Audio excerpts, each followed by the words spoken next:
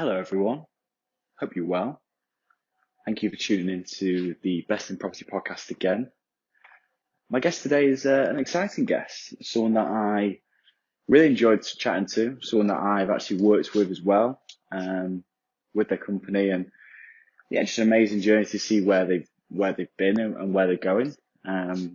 This particular guest runs and is the chairman of one of the largest build-to-rent developers in the UK right now. Building the largest residential tower in Newcastle, and just got various different projects across the UK which are exciting in many ways and can offer a lot of value to the communities that are in. So my guest today is Gary Forrest, and that's the chairman of Hadrians Group. Hello and welcome to the Best in Property podcast with Jake Notman. The podcast where you get to access the best property leaders around the world.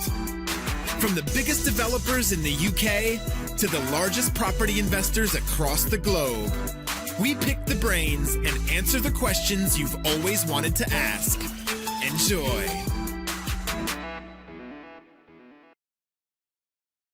Gary, thank you very much for coming on the Best in Property podcast. How is everything going your side? Well, good afternoon for a start. It's the busiest time I've ever known, if I'm honest with you. Just dealing with the constant issues surrounding, lockdown and sites on lockdown and when they're going to get opened up again. And, it's just been chaos. It's just been absolute chaos.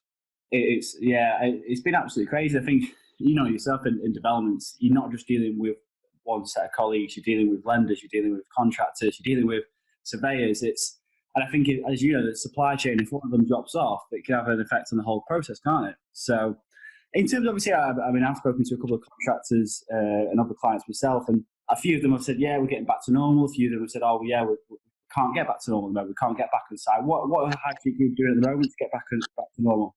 On the PRS development side of stuff, we tend to use three main contractors at the moment that we have good relationships with. One of them is building Hadrians Tower, and they haven't shut down at all during the whole of the lockdown. They've kept it ticking over, albeit at a slightly slower pace than it would have been. The only challenge we've had with that, one of the main challenges we've had with that site is the glass facade that we bought in from the Ukraine and manufactured in the Ukraine. And the last lorry lot of that got stuck on the German borders, so we're just waiting for that to come across from through that border there. So Hadrians Towers, that stayed open all the way through. The rest of our sites were shut down until Monday gone. So this Monday they reopened again.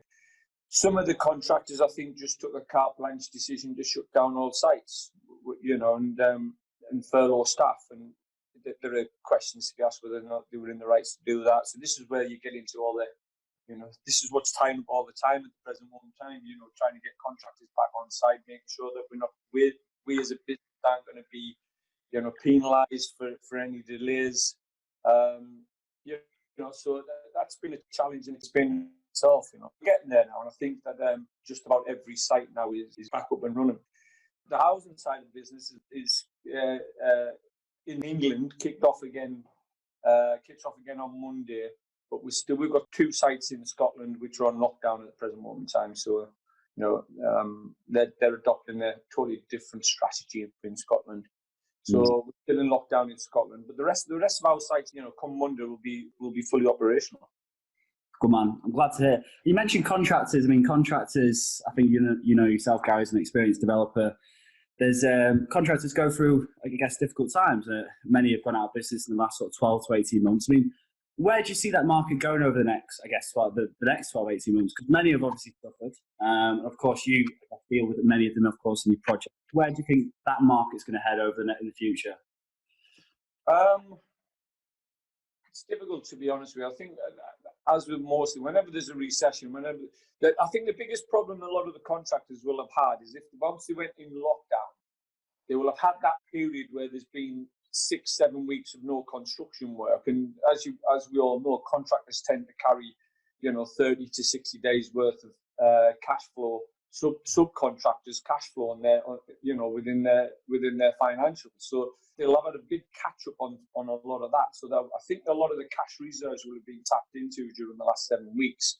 one of the key concerns we've had is to make sure the contractors are in a position that financially stable enough to continue. So we're comfortable enough that's the case now. When we've been working with one of the contractors, particularly to get to get them onto another site and get some funding put in, get some payments down to them on that. So that's one of the other concerns I have. But as far as the industry, I think there will be a consolidation of the industry again. It always happens in a recession. Construction is one of the first things that gets hit. I wouldn't like to say who, and I hope there's not many of them. If I'm honest with you, it just makes my job more difficult to get good quality pricing down. Drive prices down. Mm-hmm. I think what's important is everybody takes a sensible approach during this very difficult time. The reality is, obviously, the government didn't shut down the contractors. They said they could continue building. A lot of them had to come off site for various reasons. In some sites, I don't think it was sensible to keep open. And on other sites where they shut hours down, I thought that there was no need to shut them. One of the sites, we only had 2 diggers on, putting some piling in, So I think everybody needs to sit down and take a sensible approach in the next 12 months. 12, 18 months' time, when the delay overruns on sites, that's when the issues are going to arise. Mm-hmm. What's the position on COVID-19 then? So that's when it's going to get interesting, if I'm honest with you, as far as relationships between developers and contractors are concerned. I think it's important that everybody goes into it with a sensible head, and we all try to find a solution between us. For sure. I think people don't really understand yet what actually is going to happen. I think I sit on the fence of, it's okay now. I mean, people doing the furlough scheme in place in many businesses, I think across the property industry, but when it comes to October and sort of 12 months after that, then who knows what's going to happen? I mean, it's an interesting time, I guess, for us all. And like you said, I think we as developers, as people in the industry, we want to see contractors thrive because I guess, like you said, it's how we get the best pricing. It's how the industry grows in many ways.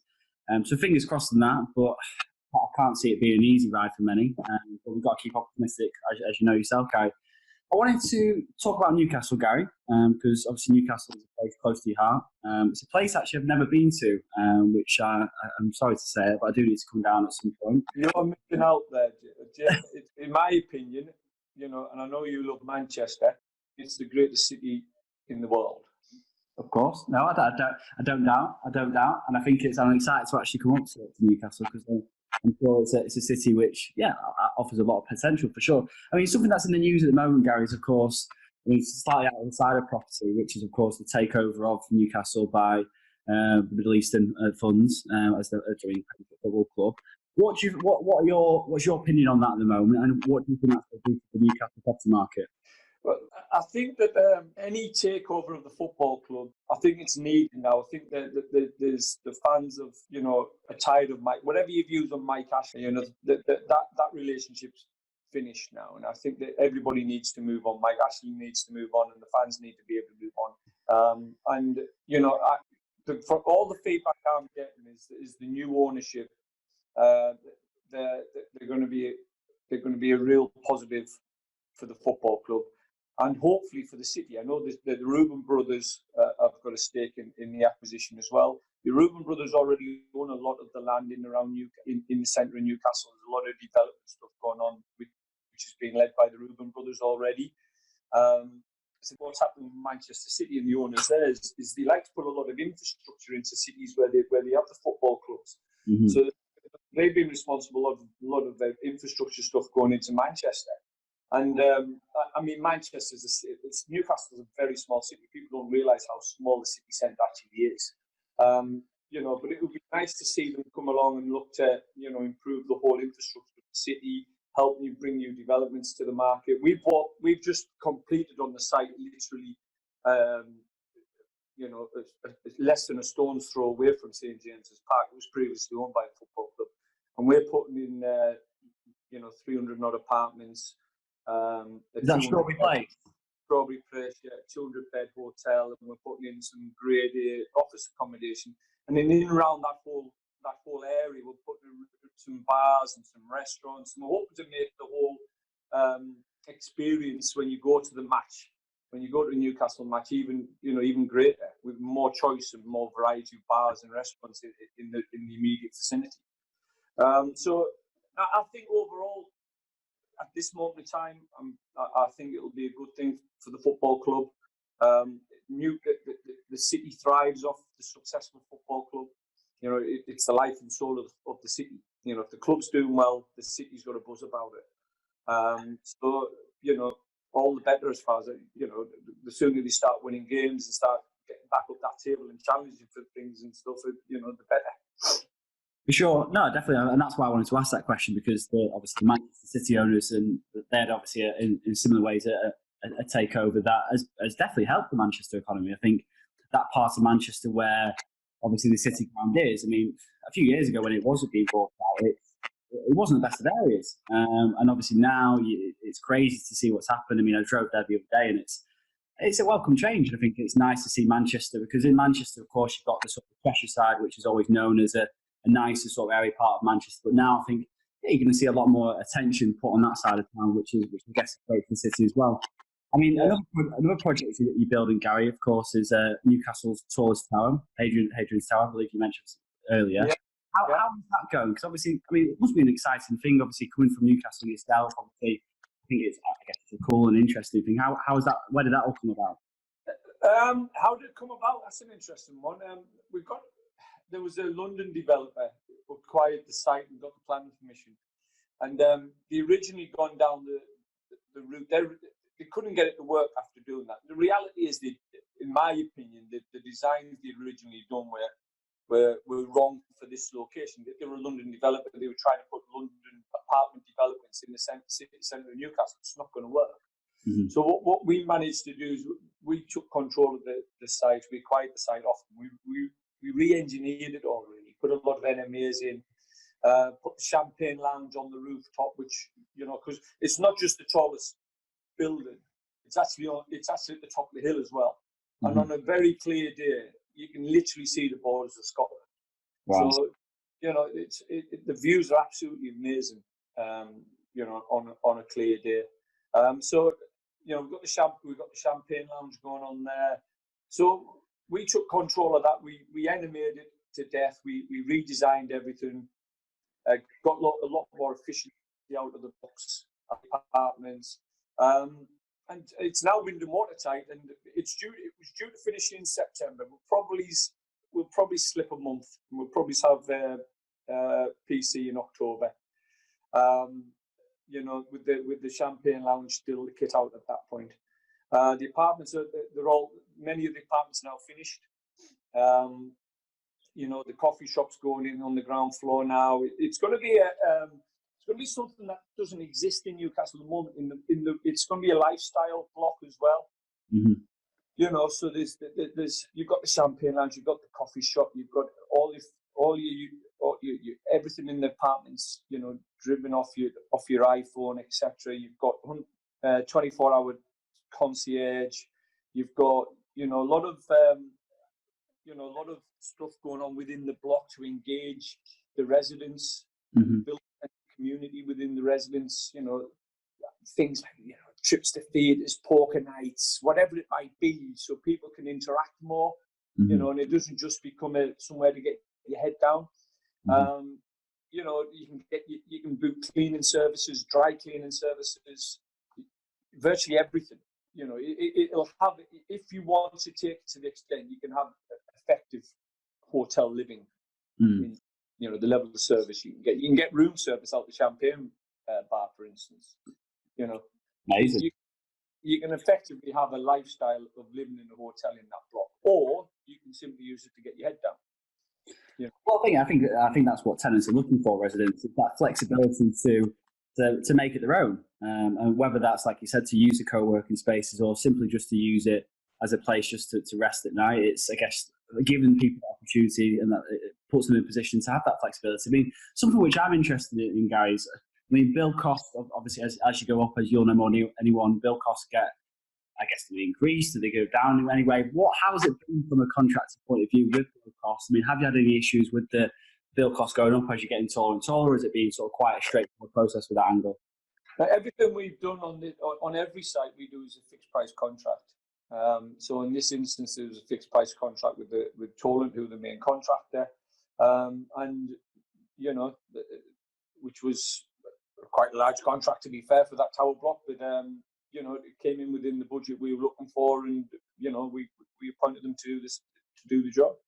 So I mean, to be fair, as a business, again, you don't tend to see this with a lot of developers, but what we've been trying to do is work on supply chain to drive down construction. So one of the biggest problems you've got in the UK is actually the cost of construction. It's way too high. There's too many slices of the cake taken out at every single stage of the build.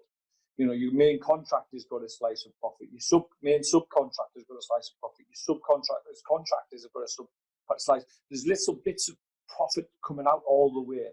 And one of the things we're looking to do, working with the contractors we've got, is to bring a much more holistic supply chain. So instead of you know, one of the contractors going out to the market for the M&E, for instance, and saying, listen, we've got 100 apartments here, what's your M&E price? We're going out to the market and say, right, our M&E design in every single apartment is exactly the same. Mm-hmm. So we're going to build 1,000 apartments next year. What's your price? Now, that might be spread across 3 different contractors, but what is that fixed price? And unless that contractor can beat that price, that's the M&E supplier. We tested the first PRS scheme we did was in Milton Keynes, and we did it on behalf of Granger. We handed it over just before the lockdown, actually. Mm-hmm. The M&E on that was £21,000 a unit. Wow. We're now down to £15,000 a unit. So £6,000 a unit on 1,000 units a year. You can see the savings in M&E. Mm-hmm, for sure. You know, the concrete, we've got a concrete supplier in Ireland now that will do concrete for every contractor that we use at a fixed price, and we've driven that down because they know of the scale of what we're trying to deliver. So, you know, that's one of the things we've been doing behind the scenes to try to make us a lot more efficient. We've had a few institutions question. You know, I had it on a call with an institution just this week, questioning our build cost and saying, how are you building at that sort of price? And we've sitting down and we've gone through in detail and what we've done to manage to achieve that. And they're like, okay, we get it now. So it's been one of the focuses, because the reality is, like I said, I think build prices are just in the UK are just way too high. And we want to get into building houses for PRS. You know, it's massive in the States, it's massive in Germany, you know, around the rest of the world. In the UK, you've got 2 major challenges. One's the cost of land for housing, right? The second one's the cost of build. You know, so sometimes even when you find the right land, you can't get the build pricing properly. So again, that's something we're working on there. How do we drive these costs down to make so we can deliver 300 houses on an estate which are purely for rent? You know, and that, unfortunately, at the moment in the UK, it doesn't quite work, because the rental values don't match the open market values that Bellways will sell them for instance. You know, so we've got to find a way to bridge that gap. One of them is to acquire secondary sites, the likes of Bellways and Persimmons won't want, right? Which will still rent, but the slightly secondary sites. That's one thing that we're looking at. And the second option is obviously, the main thing is drill down them build prices by putting in good supply chain. And that's something we've got a team of 3 people, and that's all they do, drive the supply chain. For sure. I think you mentioned, obviously, you worked very closely with a lot of institutions and obviously in the build-to-rent sector. I mean, how did that all come about? Because build-to-rent, I guess, has been it's a model that's been around for a few years, but it's not like it's been around forever in the UK. Where did that come all about? Where did the conversation start? And then I wanted to also just elaborate on that. Obviously, do you think, you mentioned obviously housing developments, do you feel a lot of institutions are now going to look at housing developments moving forward, or they're going to stick? Because typically, I guess I've seen experience for the last sort of 12 to 18 months, it's been location in the city centre, it's been the tallest tower in Manchester, or wherever it is. What are your thoughts? I mean, where did Build to Rent start for High Street Group, and where do you think, I guess, institutions are going to go over the next 18 months? So the MD of my PRS business, a guy called Gavin Fraser, approached me, and he started talking to me about the PRS market and where he thought this was going to lead into the UK. I'd just come out, my background's in financing and funding. I sat on the UK board of GMAC, and they were the biggest subprime lender in the UK, and I'd sold my business for them in 2003. Obviously, the credit crunch paid to that. And what we used to do at GMAC is we'd put £100 million worth of mortgages on properties, put them into a bond and sell them out to another institution, right?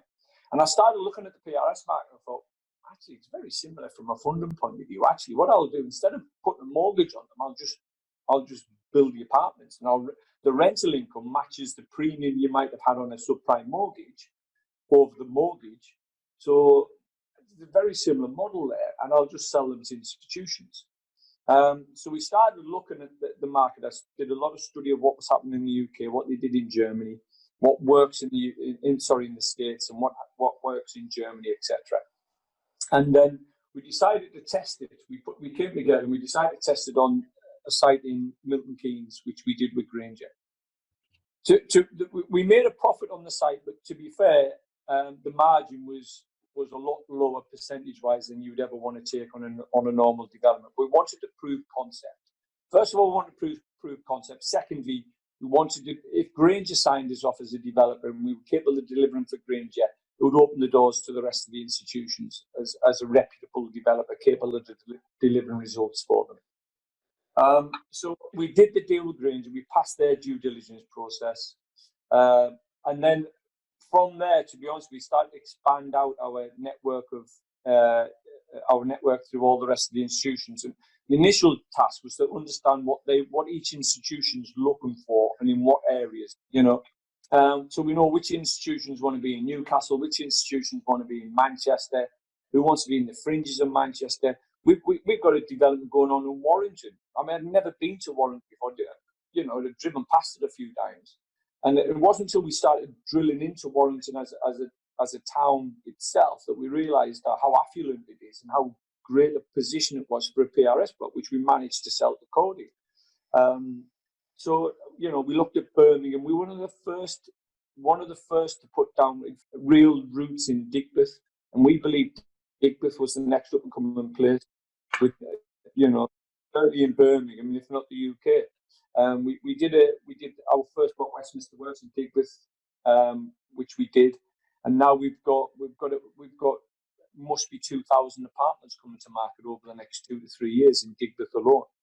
And the reason we picked Digbeth was, you've got the new high-speed railway station going in just like down the road, effectively. They're upgrading and putting tram lines in, but you've got huge footplates because it was effectively the old factories, the manufacturing factories. So you didn't have to piece together bits of land. You had the footplates already there.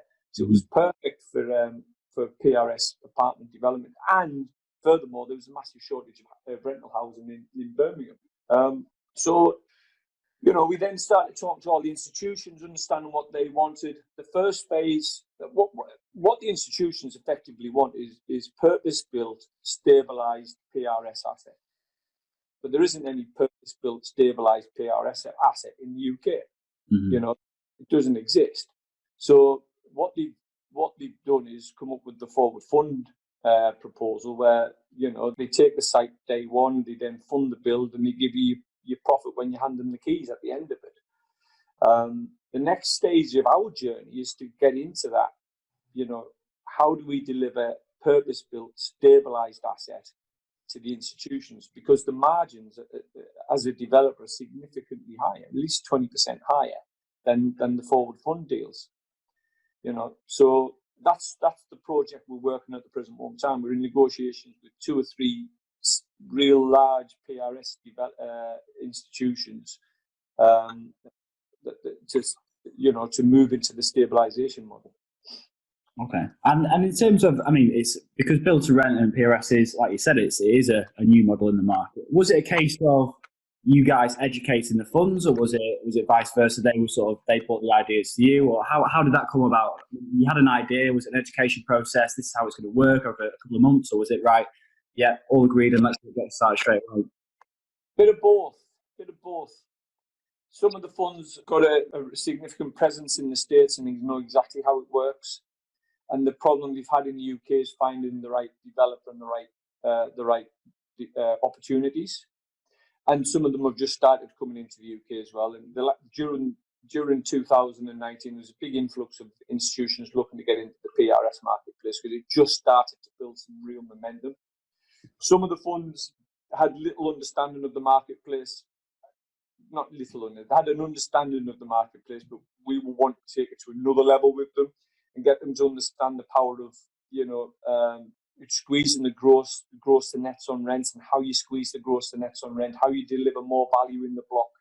The importance of, historically, if you look around, certainly cities like Manchester, I'll walk around Manchester and I'll see apartment blocks, and the ground floor space is just so badly utilised. A lot of it's just closed up. There's been no thought process put into what are we doing on the ground floor.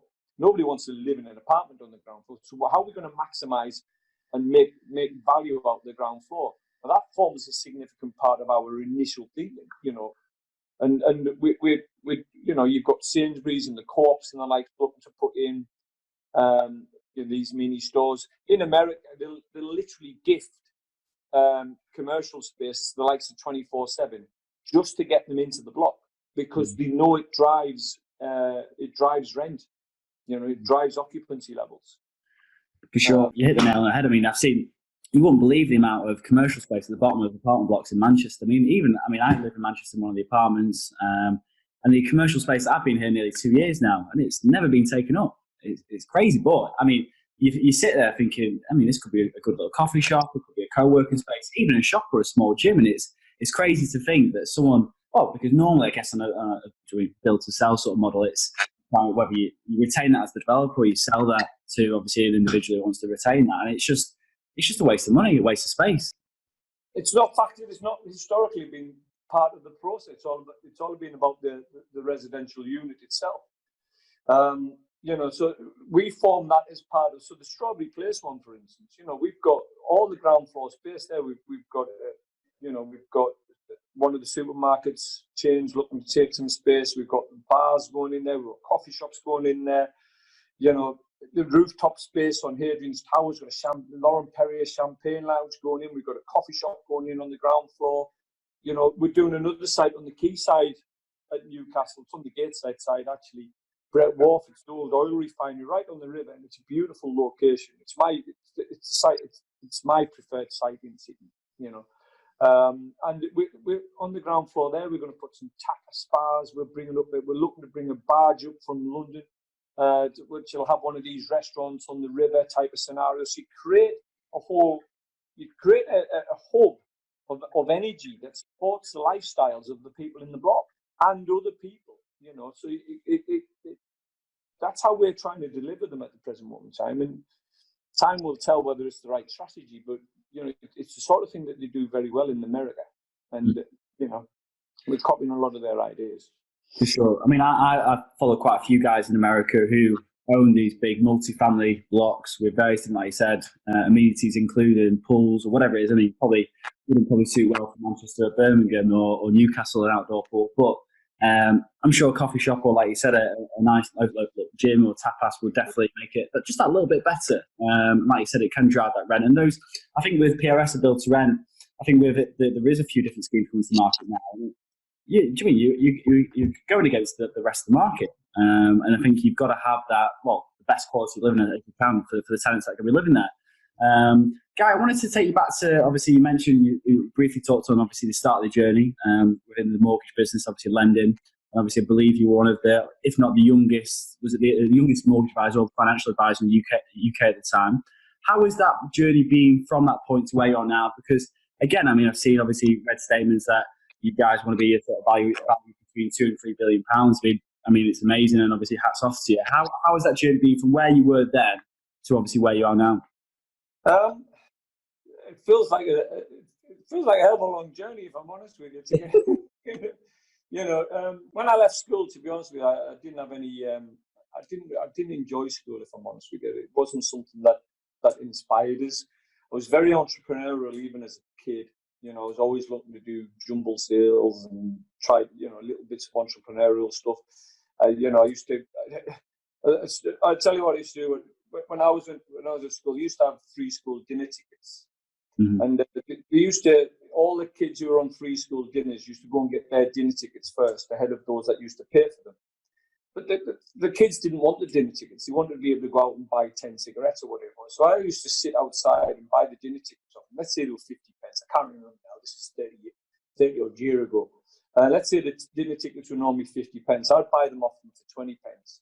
And as the bell rang for everybody wanting to buy, you had to go and buy the proper dinner tickets. I'd sell them out for 40p, and, you know, and maybe sell a few quid every week, you know. And then what I clicked on very quickly was actually the kids would then come in who weren't having any dinner, you know, strangely enough, and then we'd say, you know, the school wouldn't let them leave the premises, so they needed somewhere to go and buy some Mars bars and stuff like that. So we used to have a little tuck shop going in the cloakroom, you know, to service the kids that weren't having school dinners.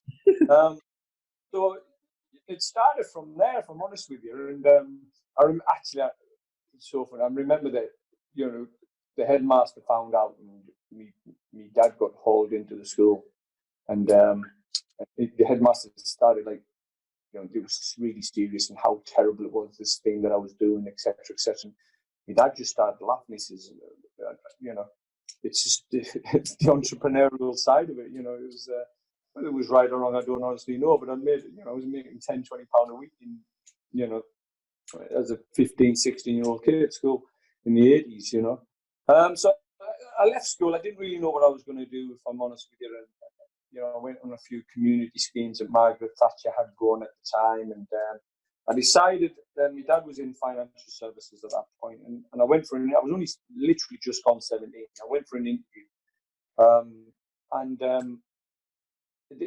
they did at that time. It was with Allied Dunbar, and they did these psychometric tests, and they had one of these old printers that would print it off, and mine kind of went off the scale, and it was like they called me, but the interview was with one person. When they called me back in, there was 4 people sat there, and they were like, we've never seen this before. What the hell is that? You know, what's these answers that you've said? I said, I don't know. You just told me to answer the questions. I've answered them, you know, off the sheet of paper. And it didn't look like it was stopping. And the guy said, well, what motivates? Do you want a Porsche? And I was like, I'll have a Porsche if there's one going, you know. If I have a Porsche, I'll want a Ferrari. Well, you want a Ferrari? Well, not really. A good Lamborghini. Yeah, so you want a Lamborghini? That's your ambition in life? No, not really. If I have a Lamborghini, I'll want something else. You know, what came out of it, there wasn't, you know, there wasn't an end to my ambition. It didn't stop. Whatever I did, I had to do more. And what I learned really was the business, and I'm not materialistic at all. You know, I don't tend to, you know, I don't spend a lot of money. You know, I like to have, you know, decent holidays, but nothing too silly. You know what I mean? And as a family, we're not very materialistic. And literally, what I've realised is the only way to measure my success in business is using money as a scoreboard. Mm-hmm.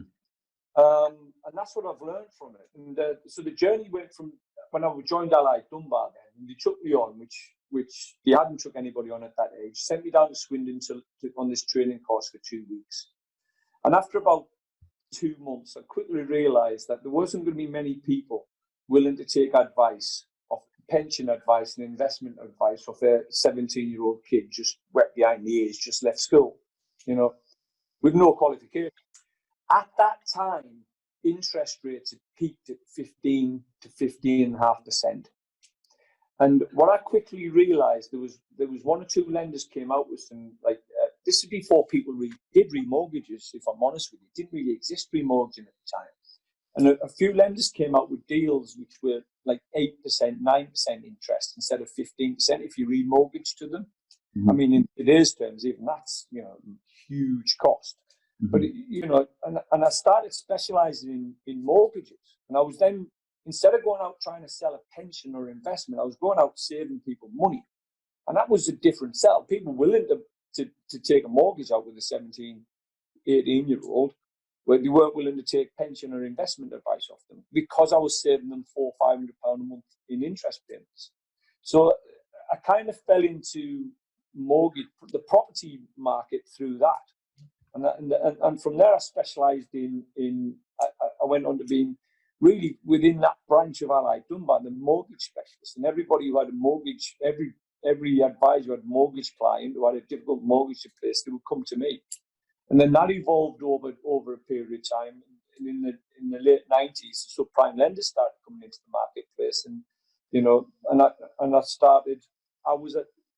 I did the very first GMAC mortgage in the UK as an example, and we had relationships with most of the subprime lenders at the time.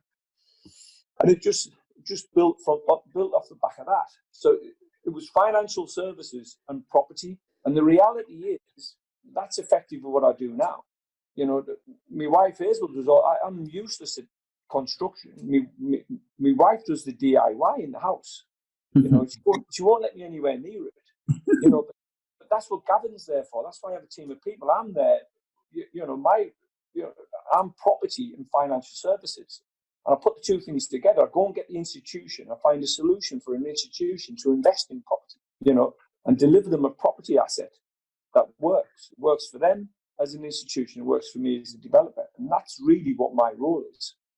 For sure. And I appreciate you giving us that story. I mean, something that I realised as well, Gary, is, I'm not your typical construction guy. Obviously, most people, I guess, most people in property are, I guess, running the business as well, they're entrepreneurial in many ways. I think what I've realised is what am I good at in property? And I think it's what I've come to realise is raising capital, raising cash. I'm not your construction guy. I'm not your QS. I'm not your, even finance to a degree. I'm not necessarily understanding that I'm not the most complex in terms of debt structuring and everything like that. But I can sell a vision. I can raise cash. And I think, like I said, that's bringing people on board your vision is very important in property. And of course, when you're raising large sums of capital like yourself, I guess it's very important. And I want to get on to something as well with that. In terms of, obviously, as a leader in the property space, with the valuation that you guys want to hit, what sort of things do you have to do as a leader? If we talk to your employees, you speak to your execs or your directors, what sort of things do you have to make sure every single day that you do as a leader to make sure you can get to that point? I think my biggest role really is to give them direction, and to make sure they stay on that path, and they clearly understand what we need to do, and I keep them focused on delivery of it, and just giving them the direction. For instance, when it comes to building stuff, when it comes to development appraisals, when it comes to whether a development project within PRS will work or not, Gavin Fraser knows 10 times more than I will ever know. Mm-hmm. Right? My role is to allow Gavin to go and develop, and because I do consider him brilliant at what he does. To give him that opportunity to go and perform, but make sure that he's got clear direction, and he's totally focused, and he's not leaving things behind, and just keeping them on the straight and narrow, as you might say, so he doesn't lose focus. And we're delivering. We've got to deliver.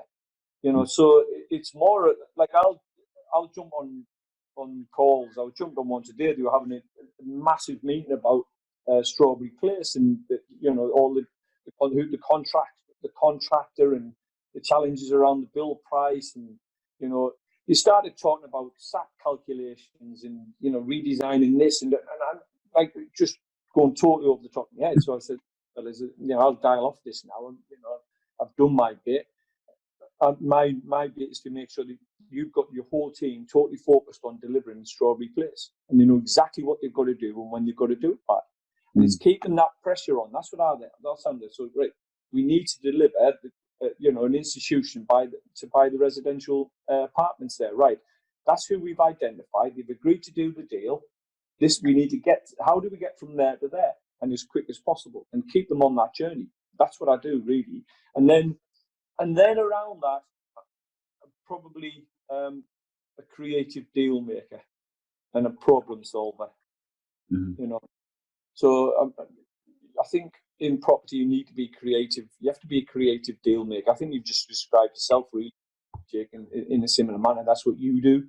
You know what I mean? It's being able to take a deal and go, well, actually, but if I'm willing to do it this way, and I can do it this way, we can do this, and now it works. Bring finance on that basis, and I finance that bit, and I can do this. I can make that deal work now. Just being able to piece a deal together, you know, and then give it to the team and say, right, can we deliver this? Exactly. I think property development is, I mean, I've realised doing, I mean, some small sites in comparison to yours, but it's just a constant problem solving exercise. And I think it's never a straight road. I guess like yourself as a leader, you've got to, like you say, connect the dots and connect the right people. Like you said, you got people on that call today. Whether or not you need to carry on that call and stay on that call is probably not needed. But I guess you're the people that put them in that position to get that job done. And I think it's interesting. I think and what I've seen, and definitely with a lot of people that I guess go in the industry, whether that's around the world as well, is they're not necessarily like the biggest construction guy. They are the guys with the vision. They are the guys with the drive to take it where it needs to be. And property is, you know, what I am, guy. You can make a lot of money in property, but you can also lose a lot of money. And I think if you don't have a clear leader and you don't have a clear plan, then you're in a bit of a tricky situation, aren't you? I wanted to jump slightly off topic there. I mean, something which I'm a big boxing fan myself. MTK Newcastle is quite an interesting one. When I was looking at obviously what you do there, where did that all come about, and what's your involvement there? You know, I love my sports, but the two sports since being a kid, the two sports I've always loved is obviously football and boxing. And you know, I remember as a kid stopping up and watching Muhammad Ali. You know, when I was a teenager, like Alan Minter and people like that. And you know, I loved boxing. And I used to travel all over the world to watch boxing fights, the big fights. Mm-hmm. You know, and I'll be honest with you, if there was a big football match or a big boxing fight, I'd go watch the boxing fight. You know, and then it just came out that I got talking to one of the guys who was like one of the regions of MTK, one of the shows, and I had a gym in Newcastle, boxing gym, and, you know, and I thought it would be nice if Newcastle, again, you know, it's one of these areas where there's a lot of talented boxers, and you get left behind. There's not enough good quality shows going on, and there's not enough opportunity for the lads to box. You know, so how could I help in that market? How could I give these good boxers, you know, who aren't at the Lewis Ritson levels yet, etc. The lads who are just making their way up there, you know, how can I give them a platform to go and have more fights? Because they turn pro these days, and effectively, you know, they're lucky if certainly in the Newcastle area, they were lucky if they're fighting twice a year. There wasn't enough local fights going on, you know, not enough local shows. So, you know, I got talking to the MTK team, and it was, you know, I said, listen, give me the Newcastle area and give me the rights to develop the brand in Newcastle and put the shows on in Newcastle, and hopefully deliver, you know, look to see if I can bring some of the boxers in the area to MTK and put them under their management agreements. And they don't all have to train in my gym. I've got a gym with a good trainer and stuff. I've got 4 pro lads in there at the moment. And let's just see, you know, and if we can get more in, great. But if the lads I don't want to disrupt them and all of a sudden say, well, you know, you've got to come and train at my gym and take them away from the country. I didn't want to do any of that. Mm-hmm. And the other thing I found really strange was, you know, certainly in the North, I don't know about other areas, but there all seemed to be such a bloody rivalry amongst all the promoters and the managers. And no, that person wouldn't work with that person, that one wouldn't work with that. And if he was your manager, you couldn't get on his shows and stuff like that. And I just stepped in and said, well, I'm not having any of that. I get on with all of you. You know what I mean? So your lads can come and fight in my shows, so can your lads, and so can your lads. There you go. Mm-hmm. Right? And we put the first few shows on, and to be honest with you, they've been. There's a great little arena. Newcastle Eagles built a brand new arena, and it's perfect size for 2,000 to 3,000 people to go and watch boxing at within a nice arena where you really close enough to see what's actually happening. I think sometimes you go to these big arenas, you know, the one in Manchester, the MEN in Manchester, sometimes the arena in Newcastle. If you, I remember watching Manchester, and I was at the back, and I couldn't say anything. You know, I was having to watch the big screen to see what was going on. Well, at this arena in Newcastle, you know, you see everything. You don't need to watch the screens, and you know. The MTK team put on great promotions, to be fair. It makes them, every show feels like a big event, even though it's local lads. Mm-hmm. They're really good at doing it. You know, the lads get looked after. They're given opportunity they wouldn't normally be given. And if I can help bring some of them out of the Northeast and give them an opportunity to be better, that would be great. And and then I get the opportunity to travel the world for boxing fights. I was at the Tyson Fury Deontay Wilder fight, the first one. I didn't go to the second one. I go all over the world watching the big fights, and it's something that my wife Hazel likes watching the boxing as well. We make an event of it.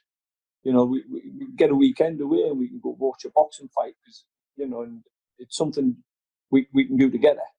Nice. Because I'm not busy at work sometimes. You know what I mean? So it worked well for us. And yeah, and it's MTK is probably it is the biggest management company in the UK right now as far as boxing is concerned.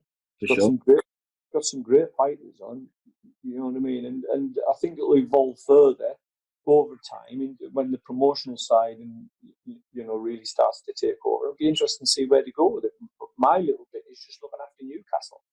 Sure. And I like getting in the gym every morning at 9 o'clock and somebody beat me up for an hour. No, I'm a big boxing fan as well. I mean, and I appreciate all your answers today, Gary. I mean, something that I wanted to round off the podcast with in the episode is a tradition we always stick to is a coffee and a quote. And something that if you were to have one coffee or one herbal tea or one quote that you live by sort of every single day for the rest of life, or something that you put into your staff to say, look, this is the vision, this is sort of some of the motivation you try and give them, what would that coffee and what would that quote be? The quote would be always be the best you can. Mm-hmm. Right? Go and be the best you can. And you only live once, to be fair. Mm-hmm. Or when I get going in the morning, I always start with a cup of tea, to be honest with you. Cup of tea. The first thing I grab when I get downstairs is a cup of tea. And then from there, I tend to drink coffee while I'm in the office. And then I'll have a cup of tea on a night time before I go to bed, if I'm honest with you. But there's nothing better than a nice cold draft pint of lager, and I can't wait for the party restaurant to open again, so I can get out and get a nice cold pint draft of lager at the bar, stood at the bar, talking football and boxing with people. There's only so much a few tinnies, a few cans can do, isn't it, really? Just not the same, you know what I mean? Not the same, no matter how cold you get them. But no, Gary, I really appreciate all your answers today. It's been a great pleasure having you on. And that is the Best in Property podcast with Gary Forrest. Cheers, thank you.